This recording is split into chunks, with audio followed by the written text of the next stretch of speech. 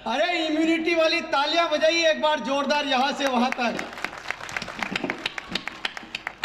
अच्छा। प्रणाम करता हूं मैं। इसकी इको बंद कर दो, इसका इको बंद कर दो, उको चालू कर दो। हाँ पूरा बंद कर दो, बिल्कुल नॉर्मल कर दो इसको। हेलो हेलो, हाँ और नॉर्मल करो, है ना। स्वागत है।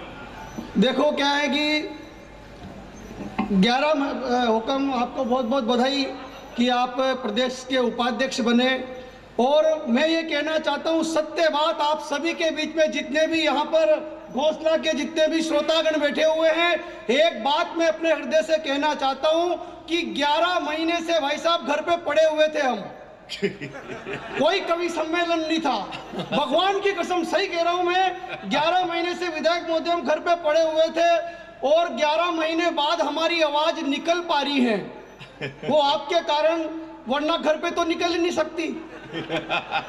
घर पे लुगाई, सबकी स्थिति एक जैसी है, चाहे विधायक हो, सांसद हो, थानेदार साहब हो, ये सब एक जैसे ही है मामला। घर पे तो घर पे कोई नहीं बोल सकता। और देखो हमारा सौभाग्य विधायक महोदय जी कि हमें पुलिस वाले भी सुन रहे हैं। मतलब जिसे घर पे घर की लुगाई नहीं सुन रही, उसे वो सुन रहे हैं जो किसी के बाप की नहीं सुनते। हाँ मैं देखो, मैं अच्छी बातें करूंगा, लेकिन 11 महीने बाद क्या है, धीरे धीरे भड़ास निकलेगी भाई साहब। 11 महीने से भरत भाई साहब का फोन आया कि कवि सम्मेलन में आना। मैंने कहा आ जाऊंगा भाई साहब। ये बोले तैयार ही थे क्या? मैंने कहा 11 महीने से। ये बोले पेमेंट बताओ। मैंने कहा बिल्कुल नहीं चाहिए, जो लक्ष्मण रामपुरी जी को दे रहे हो उससे 1000 कम दे देना। बोले फिर आ जाओ, उनको 1000 रुपए ही पकड़ा रहे।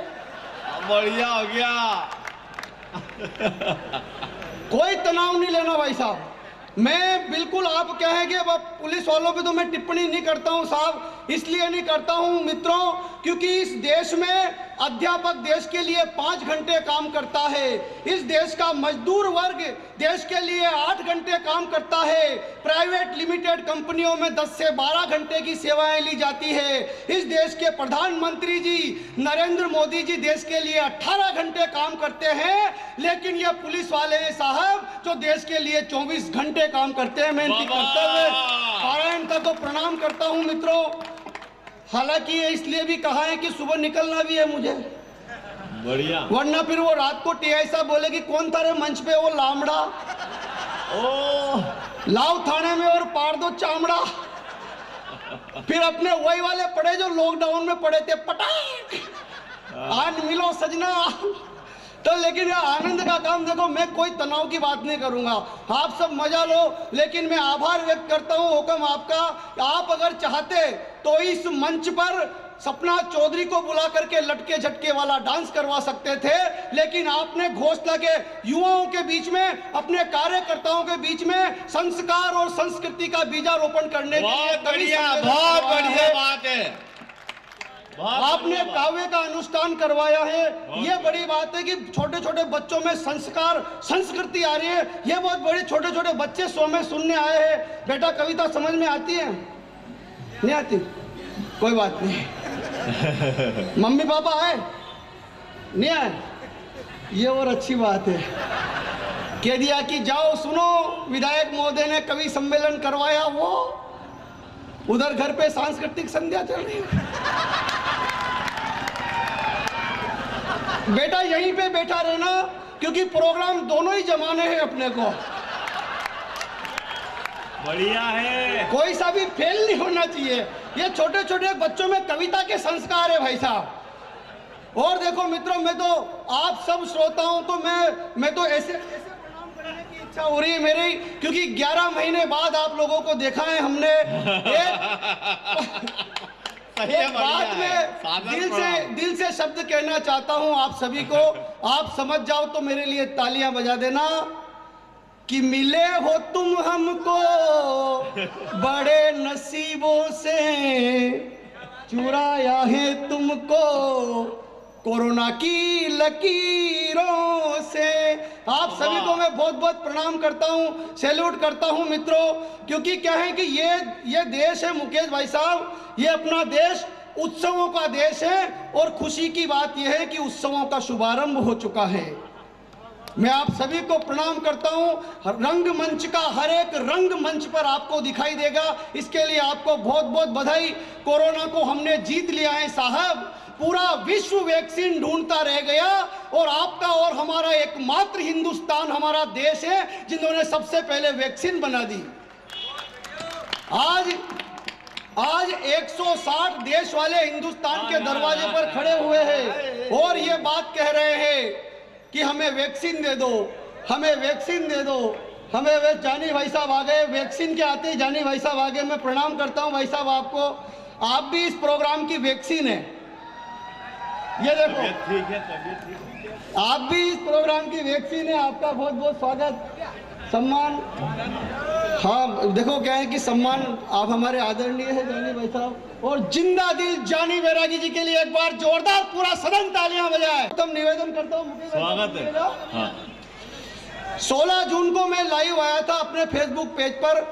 तब मैंने कहा था, क्योंकि मुझे अपने देश के डॉक्टरों पर, अपने देश के वैज्ञानिकों पर पूरा विश्वास था कि सबसे पहले यदि वैक्सीन बनेगी तो हमारे हिंदुस्तान में बनेगी। मैं 4 पंक्तियां निवेदन करता हूं, सुनिएगा। स्वागत है। कि दुआ सलाम निकलेगा या जय श्री राम निकलेगा। पंक्तियां सुनिएगा, फिर बाद में बोलना। बात बहुत अच्छी है, सुनो पहले। दुआ सलाम निकलेगा या जय श्री राम निकलेगा, विवेकानंद निकलेगा या फिर कलाम निकलेगा। कोरोना की दवा जब भी बनेगी सिर्फ भारत से, कोई सुसैन निकलेगा, हकीम लुकमान निकलेगा। कोई सुसैन निकलेगा, हकीम लुकमान निकलेगा। कोई सुसैन निकलेगा, हकीम लुकमान निकलेगा। लेकिन क्या है मित्रों, जैसे जब कोरोना आया था, लॉकडाउन नहीं लगा, तो बहुत सारे लोग शुरू हो गए फेसबुक पर, है मोदी जी क्या कर रहे हैं, देश में लोग मर रहे हैं, है आप लॉकडाउन नहीं लगा रहे हो, लॉकडाउन लगाओ, लॉकडाउन लगाओ, लॉकडाउन लगाओ। लॉकडाउन लगाया तो मजदूर फंस गए, पाँव में कांटे धंस गए। मजदूरों को वहां से निकाला, प्रभु श्री राम जी के मंदिर का भूमि पूजन किया। तो फिर उन्हीं लोगों ने कहा, पूरे देश, पूरे विश्व के वैज्ञानिक वैक्सीन खोज कर रहे हैं और हिंदुस्तान के लोग मंदिरों को पूज रहे हैं। उन्हीं को मैं कहना चाहता हूं, है, लेकिन जब वैक्सीन बन गई तो वैक्सीन के बनते पहले बोले कि हम वैक्सीन नहीं लगवाएंगे। भाई क्यों नहीं लगवाओगे? क्योंकि ये वैक्सीन भाजपा की है। हाँ, वैक्सीन नहीं लगवाएंगे। क्यों नहीं लगवाएंगे? क्योंकि ये वैक्सीन भाजपा की है। तब मैंने कहा कि मर्ज से मोहब्बत दवा से बेवफाई हो गई। मर्ज से मोहब्बत दवा से बेवफाई हो गई। मौत से हमदर्दी जिंदगी से लड़ाई हो गई। मौत से हमदर्दी जिंदगी से लड़ाई हो गई। देश के वैज्ञानिकों और डॉक्टरों का धन्यवाद नहीं हो पाया और वैक्सीन लगने से पहले ही भाजपा ही हो गई। चलो, नहीं लगवाएंगे, मत लगवाओ। हाँ भाई, जिसको लगवानी लगवाओ, जिसको नहीं लगवानी मत लगाओ, मरो। अपने बाप का क्या जा रहा? भाई साहब आप दोनों ऐसे ही खड़े रहोगे क्या? ऋषिमुख पर्वत पे नल नील की तरह खड़े हुए आप बैठ जाओ नीचे ही।